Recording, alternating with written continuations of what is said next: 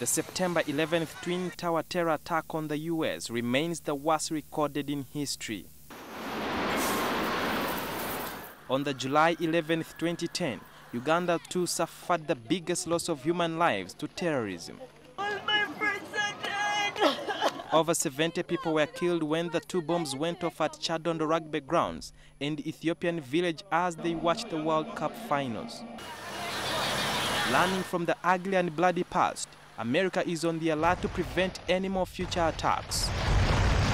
But more so, by helping countries like Uganda build capacity in the fight against terrorism. According to American officials, the key loopholes at the moment is at the border points in the region, a position also appreciated by the UPDF spokesman, Colonel Felix Kulaije.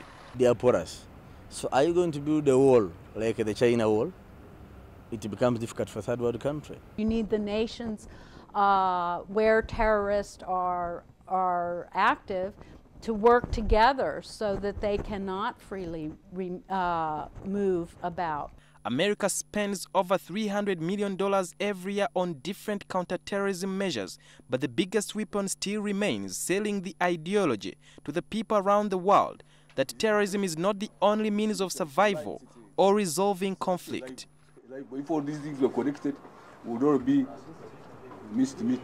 This is because it has been noted that most of the suicide bombers execute the missions in exchange for money rather than revenge. Oftentimes this requires working with the communities. Mothers don't want to see their children become terrorists. The Obama administration formed one of the newest units in the State Department, the Bureau of Counterterrorism, which puts pressure on countries to come up with laws that will regulate financial institutions to check and track cash transactions used to fund terrorism around the globe. The latest haven in the region, Kenya, is on the spot to ensure that terrorist organizations like the Al-Shabaab do not carry out transactions to sustain their operations. That hub in Nairobi, as you realize, that is still an issue that should be addressed. And so we're working with the government of Kenya, as we're working with many other governments, to help them establish financial intelligence units, to have the kind of capabilities in their government that will allow them to monitor worrisome transfers and things like that, and that will allow them to prosecute people for funding terrorism. However, as Kenya and Uganda tighten the noose on the Somali Islamist group, the Al-Shabaab, U.S. officials warn that human rights should not be trampled on. If you start looking at groups broadly, whether it's race or religion or ethnic group, then you can help build support sometimes for terrorists. Engage! Uganda, Kenya, and Burundi, the only contributors to the African mission in Somalia, AMISOM, are on a precarious peacekeeping mission in Somalia, with Uganda lately pushing for a no-fly zone to cut off the Al-Shabaab supplies, which US says is not the priority for now.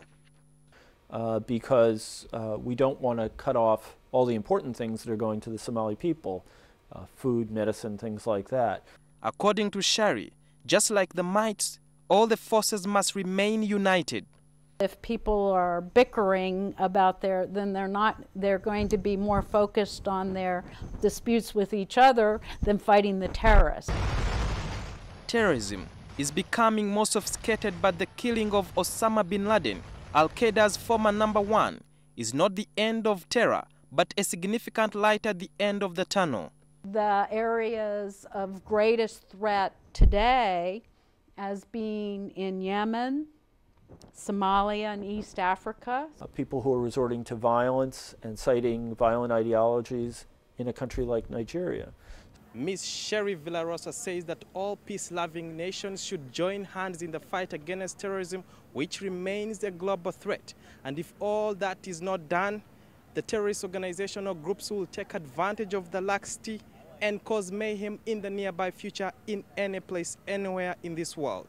Sudhir Biarhanga, NTV, Washington, D.C.